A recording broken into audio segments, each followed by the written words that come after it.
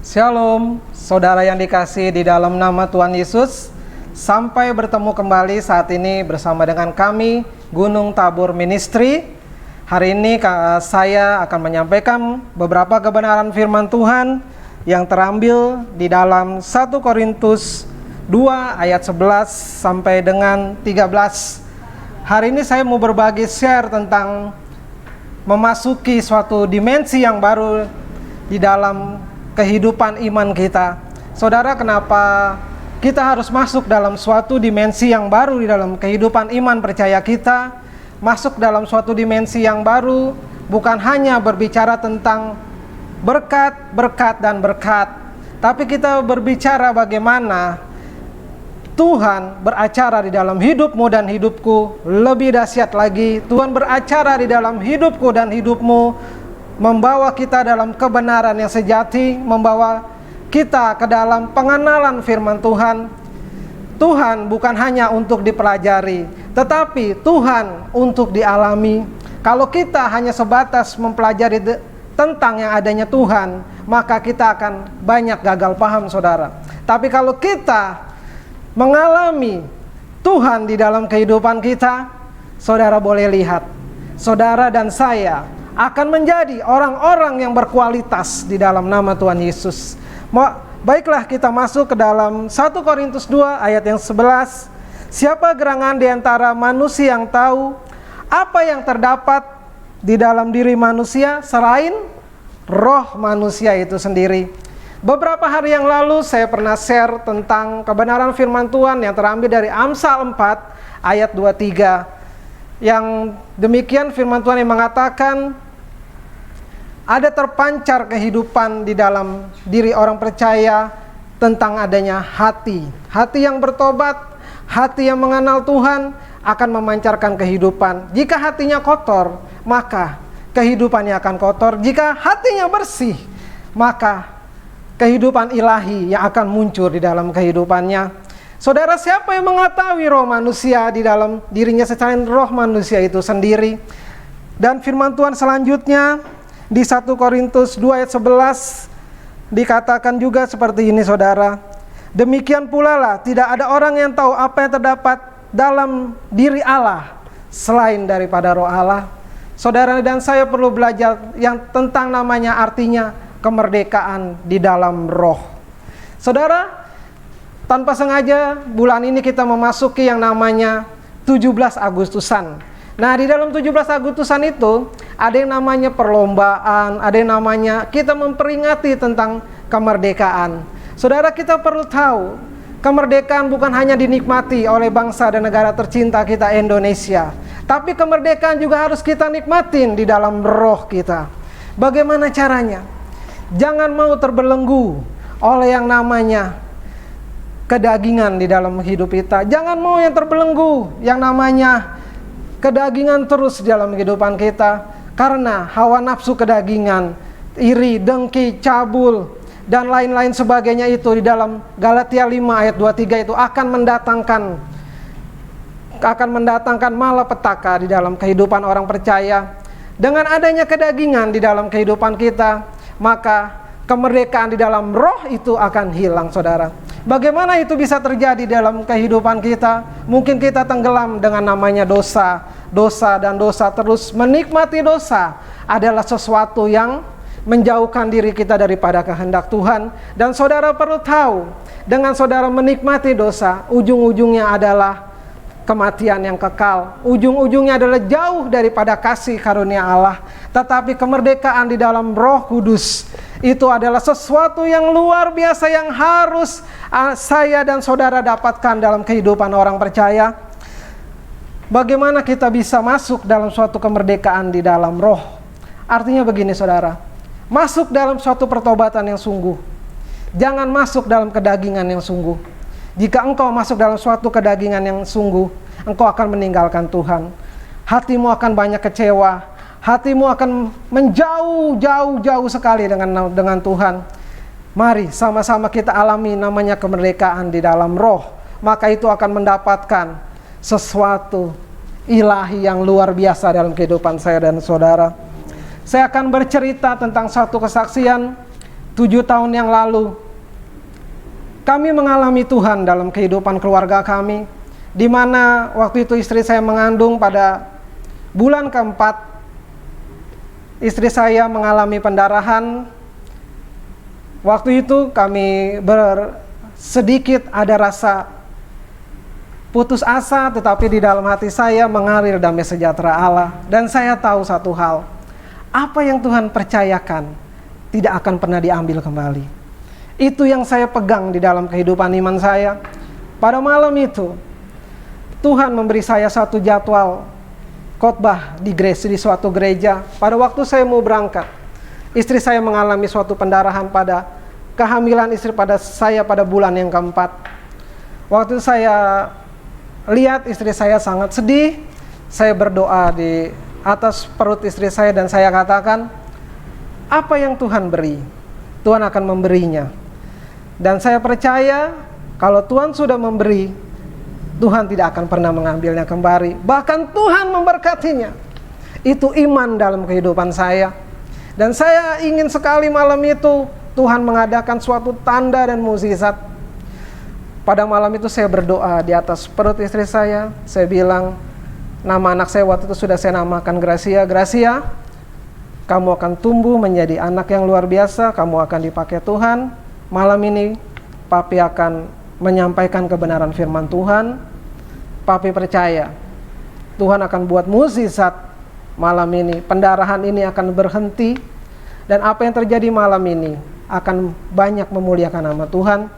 Sedikit khawatir saudara, sedikit khawatir. Siapa sih nggak khawatir saudara melihat istri pendarahan? Coba saya mau tanya pada audiens, jikalau istri Anda hamil, istri Anda sedang mengalami pendarahan, apakah Anda tinggalkan? Pasti 98% mengatakan tidak, saya akan membawa istri saya ke rumah sakit yang terdekat. Tapi pada waktu itu, saya punya iman yang nekat saudara. Saya berdoa pada perut istri saya dan saya bilang di dalam nama Tuhan Yesus, anak ini kami rami dengan doa. Anak ini akan lahir dari doa. Dan saya percaya malam itu saya berdoa dan saya tetap memberitakan firman Tuhan di tengah-tengah anak muda. Dan saya terus menjalankan apa yang menjadi kewajiban saya sebagai hamba Tuhan untuk menyampaikan kebenaran firman Tuhan. Saya tetap jalan melakukan kehendak ilahi. Saya tetap berkhotbah di gereja itu. Dan saya pulang dengan sedikit cemas apa yang terjadi. Ternyata saudara, satu hal yang Tuhan buat di dalam kehidupan orang percaya. Jika kita sungguh-sungguh mau mengalami Tuhan, Tuhan tidak pernah meninggalkan engkau dan saya. Kalau kita mau dengan sungguh-sungguh, Tuhan gak akan pernah meninggalkan engkau dan saya. Mungkin kita lihat di depan sesuatu yang menekan kehidupan kita. Mungkin kita lihat di depan sesuatu yang membuat hati kita gentar. Tapi ambillah satu langkah, langkah iman. Ambillah satu langkah bahwa engkau mempercayai dia dengan sungguh. Engkau mempercayai dia bukan dengan setengah-setengah, tapi engkau mempercayai dia seperti anak dengan bapaknya. Saya percaya rancangan Tuhan adalah rancangan damai sejahtera atas saudara dan saya. Rancangan Tuhan bukan rancangan kecelakaan. Meskipun kita lihat di depan kelihatannya, aduh gagal nih, aduh hancur hidup saya. Tapi saudara yang perlu tahu, naikkan syukur senantiasa. Malam itu saya mengalami suatu pergumulan yang berat. Saya melangkah dari depan pintu rumah saya, menstarter motor saya. Kalau saya bilang iman saya kuat, saya bilang bohong saudara. Enggak, saya manusia biasa. Tapi satu hal yang sedikit berbicara dalam hati kecil saya. Iman yang kecil itu, yang saya percaya itu di dalam nama Yesus. Iman itu bertumbuh. Iman itu bertumbuh. Iman itu bertumbuh. Dan pada waktu saya menyampaikan firman Tuhan di mimbar seperti ini, saya menyampaikan firman Tuhan itu, Tuhan lupakan masalah saya. Saya menyampaikan firman Tuhan dengan api-api di gereja tersebut. Pada waktu pulang, saya sempat diajak makan oleh gembalanya. Dan pada waktu pulang, istri saya melihat saya, waktu engkau pergi, 10-15 menit kemudian pendarahan saya berhenti. Dan ari-ari yang sudah mulai keluar itu masuk kembali. Wow, Satu mukjizat yang luar biasa yang Tuhan buat dalam kehidupan kami. Dan semenjak saat itu, manusia roh saya percaya kuasa kegelapan, siapapun juga tidak akan pernah bisa menjamah kami. Karena kami percaya, meskipun kami tidak melihat tangan Tuhan secara nyata di depan hidup kami, tapi kami percaya perlindungannya, penyertaannya itu sempurna di dalam kehidupan kami. Waktu itu kami mengalami Tuhan. Dan semenjak saat itu kami berjalan dengan iman dan pengurapan Roh Kudus. Dan kami tahu pada waktu kami percaya kepada Roh Kudus, Dia akan membimbing kami dengan hikmat-Nya yang dalam, dengan kekuatan Roh-Nya yang dahsyat. Dan kami tahu dimanapun kami berada, siapapun yang mengundang kami untuk menyampaikan kebenaran, kami pasti disertai oleh kuasa Roh Kudus. Dimanapun kami berada melayani Tuhan, Roh Kudus menyertai kami. Itu iman percaya kami. Mari kita lanjut, saudara. Dan karena kami menafsirkan hara rohani kepada mereka yang mempunyai Roh Kudus, kami berkata-kata tentang karunia-karunia Allah dengan perkataan yang bukan diajarkan kepada kami oleh hikmat manusia, tetapi oleh Roh Kudus. Wow, suatu hal yang luar biasa. Tadi saya katakan, jangan pelajari Allahmu, tapi alami arahmu. Waktu engkau mempelajari Allahmu, engkau akan banyak gagal paham, karena otakmu yang bekerja. Tapi pada waktu engkau mempelajari Allahmu, dengan engkau mengalami Dia, satu hal yang gak pernah engkau dan saya selami dalam kehidupanmu, apa yang gak pernah engkau lihat dengan mata, apa yang gak pernah engkau dengar dengan telingamu, apa yang gak pernah timbul di dalam hatimu, itu Tuhan sediakan bagi engkau dan saya. Saudara boleh percaya malam hari ini. Saya mau katakan, mari saya mau mengajak dan memotivasi setiap kita. Hiduplah sungguh-sungguh dengan Tuhan. Jangan jauhi Tuhan. Waktu engkau menjauhi Dia, waktu engkau hidup dalam kedaginganmu, maka nerakalah yang menunggumu.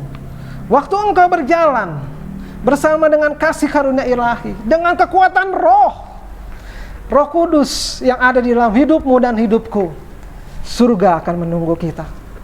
Saudara, pemalam ini saya mau katakan dengan sungguh bahwa kebenaran firman Tuhan harus kita selami, bahwa kebenaran firman Tuhan harus ada terus dalam kehidupan kita. Kedagingan harus kita kalahkan dengan niat. Mungkin ada orang yang berkata, aku mau bertobat, tapi di balik semua itu, aku gak punya niat mau bertobat, tapi aku mau bertobat.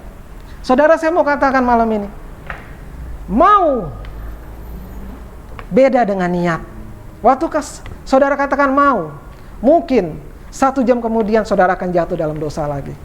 Pada waktu saudara niat, maka saudara akan meninggalkan dosa tersebut. Mau dan niat beda artinya, saudara. Kalau saudara mau ditambah dengan niat, engkau akan mengalami yang namanya kemerdekaan di dalam roh. Kemerdekaan di dalam roh itu adalah sesuatu yang sulit, saya katakan. Karena kita harus berjuang, saudara. Kita harus berjuang. Kemerdekaan di dalam roh nggak bisa kita selami dengan yang namanya yang biasa-biasa, tetapi harus dengan niat yang luar biasa. Banyak orang berkata, aku sudah bertobat, tapi aku tidak bisa lepas dari dosa ini. Engkau hanya mau, engkau tidak punya niat. Tapi pada waktu engkau mau dan niat, engkau akan melihat kuasa Allah itu bekerja. Dan kita mau lihat bahwa kemerdekaan bersama dengan Roh Kudus itu ada dalam hidupmu dan hidupku. 1 Yohanes 2 ayat 16, sebab semua yang ada di dunia, yaitu keinginan daging, keinginan mata, serta keangkuhan hidup, bukanlah berasal dari Bapa, melainkan dari dunia. Keinginan daging telah nyata, dan keinginan mata juga telah nyata, dan keangkuhan hidup juga nyata, bukan berasal dari Bapa. Apa yang berasal dari Bapa akan mendatangkan perkenanan Tuhan. Apa yang berasal dari dunia mendatangkan maut. Saudara, jangan pernah menghujat Roh Kudus. Apa sih yang namanya menghujat Roh Kudus? Menghujat Roh Kudus itu saya contohkan, saya ilustrasikan seperti ini, saudara. Pada waktu Roh Kudus dalam hatimu, pada waktu engkau melakukan dosa, dia akan menghalangi engkau. Dia berkata, jangan lakukan itu, jangan lakukan itu. Ada pertentangan batin di dalam hidupmu, tapi engkau terus tabrak, terus engkau tabrak, terus engkau tabrak, sampai pada suatu saat tertentu kepekaan itu akan hilang dalam hidupmu. Makin lama makin hilang, maka bukan lagi perkenanan Tuhan yang menguasai hidupmu, tapi dosa yang melahirkan maut itu akan menguasai hidupmu. Makanya jangan menghujat Roh Kudus dengan engkau menentang dan bertentangan terus dengan dia. Waktu pertentangan itu terus ada dalam hidupmu, maka dosa yang makin maut akan menguasai hidupmu. Tentu inilah jauh dari kehidupan kita orang percaya. Malam hari ini saya mau ingatkan, mari sama-sama saya mengajak kita masuk yang namanya kemerdekaan di dalam roh.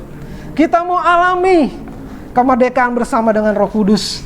Karena kita tahu, waktu kita mengalami kemerdekaan dalam Roh Kudus, saya yakin, saya percaya, gereja akan melahirkan orang-orang yang berkualitas. Gak peduli seberapa jago saudara berkhotbah, gak peduli seberapa pekannya saudara dalam hadirat Tuhan, tapi pada waktu saudara terus bertentangan dengan Roh Kudus, saudara bukan menjadi hamba Tuhan, tapi saudara jauh daripada hamba kebenaran.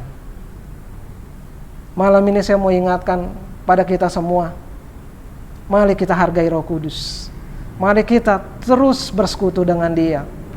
Alami Roh Kudus, alami mukjizatnya, alami bimbingannya. Jangan pelajari Tuhan, tapi alami Tuhan dalam hidupmu. Pelajari, alami. Jangan cuma dipelajari, tapi dialami, saudara. Waktu engkau komplit dua-duanya, engkau akan menjadi hamba Tuhan yang luar biasa. Demikian renungan saya pada hari ini. Dan saya mau berdoa bagi setiap pemirsa yang ada di rumah, bagi saudara-saudara semua yang ada di rumah. Taruh tangan kanan saudara di dada, mari kita satukan hati di dalam doa. Bapa, di dalam nama Yesus, aku berdoa untuk semua pemirsa. Tuhan, taruhkan hati yang bertobat. Jauhkan daripada rasa angkuh, rasa sombong, saling menghakimi. Tapi jadikan kami hamba-hamba Tuhan, orang-orang yang berkualitas di dalam Tuhan, orang-orang yang mengerti kehendak Tuhan pada zamannya. Bapa, aku berdoa, biar roh pertobatan itu Tuhan ada dalam setiap kami umat-Mu, sehingga kami berkenan kepadamu. Dimanapun kami berada, kami memboleh menjadi orang-orang yang diberkati Tuhan, menjadi saluran berkat. Kami boleh menuai jiwa-jiwa. Tuhan pakai kami luar biasa dimanapun kami berada, dimanapun pemirsa berada. Tuhan, mereka yang sakit, di dalam nama Tuhan Yesus, Engkau sembuhkan. Mereka yang sedang dalam pergumulan yang berat, Engkau sembuhkan. Bahkan Tuhan, kami berdoa untuk mereka yang mau meninggalkan Engkau sebagai Tuhan dan Juru Selamat. Malam hari ini, roh yang luar biasa itu menjamah hidupmu. Roh yang luar biasa itu mengetuk pintu hatimu dan memanggil engkau kembali kepada tahta kasih karunia. Kuatkan mereka yang lemah, kuatkan mereka yang sedang putus pengharapan. Aku berdoa di dalam nama Yesus, selalu ada pemulihan. Terima kasih Bapa, terima kasih. Malam hari ini menjadi suatu malam yang penuh dengan berkat. Berkat daripada Allah Bapa, cinta kasih daripada Tuhan Yesus, serta persekutuan yang manis dengan Allah Roh Kudus selalu ada dalam hidupku dan hidupmu. Saat ini sampai Tuhan Yesus datangnya kedua kalinya, menjemput kita di awan-awan yang permai. Maranatha, kekal selama-lamanya. Tuhan Yesus memberkati. Shalom Aleichem. Sampai berjumpa lagi. Gunung Tabor Ministry. God bless you.